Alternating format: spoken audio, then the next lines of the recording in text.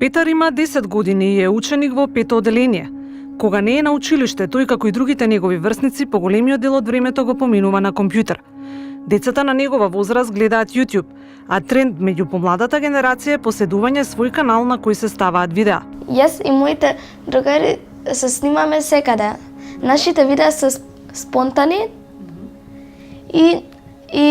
но некогаш имаме план што ќе биде видеото, кој ќе биде контентот на видеото, зашто видеа да снимаш без план не е толку добро. Многу често видеа или фотографии може да бидат ставени на интернет, но подоцна да бидат цел на напади и негативни коментари. Таков е примерот со швеѓанката Аманда Тот, која на 13 години објави видео на интернет и во момент на невнимание ги покажува градите. Видеото е цел на напади, а девојчето по 2 години си го одзеде животот.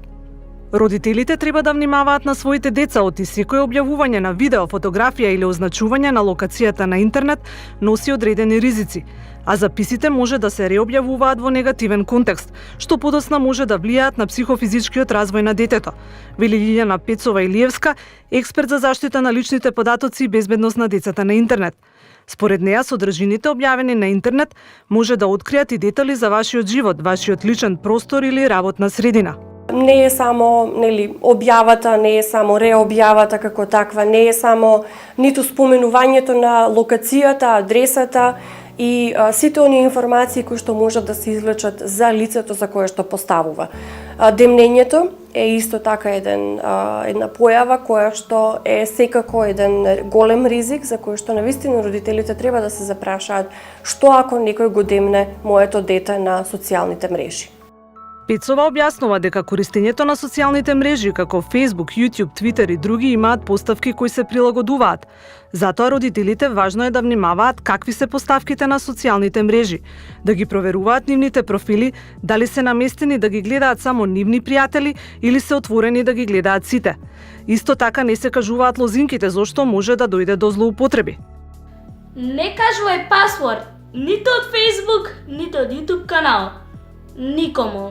Народната правобранителка Васка Берамовска вели дека родителите пријавуваат злоупотреби на интернет, но многу ретко. Таа советува дека децата треба да пријават доколку некој ги вознемирува на интернет. Треба да им кажат на родителите или на наставниците за тие потоа да преземат мерки.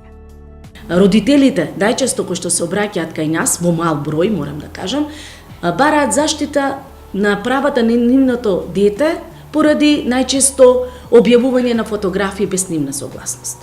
Тоа е најчестиот проблем, или објавување на добивање на заканувачки пораки, во еден случај имавме, па дури имавме и користење на еден говор на омраза, за кој што младите, децата не се свесни дека таквото нешто, таквиот начин на комуникација е доста лош и многу негативно се одразува. Според Бајрамовска, многу често децата не се свесни дека во обид да го шират пријателството во тој виртуелен свет, не размислуваат кому даваат податоци кои подоцна може да им наштетат. Затоа таа советува да не се даваат лични податоци. Име, презиме, адреса, телефонски број, објавување на фотографии, податоци во кој училиште учат, каде се наоѓаат нивните домашни, нивните станови, каде им работат родителите и така натаму. Другари, запамтивте? Име, презиме, број, адреса не се објавува на интернет. Според Бајрамовска, исто така и медиумите треба да внимаваат што објавуваат.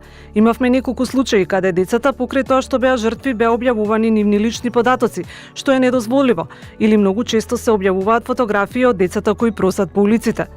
Во етичкиот кодекс на новинарите пишува: новинарот не смее да интервјуира или фотографира деца под 16 години без одобрение од родителите или старателите, освен ако тоа не е во согласност со правата на детето. Злоупотреби на интернет може да се пријават кај Народниот правобранител, Дирекцијата за заштита на податоци и во Министерството за внатрешни работи.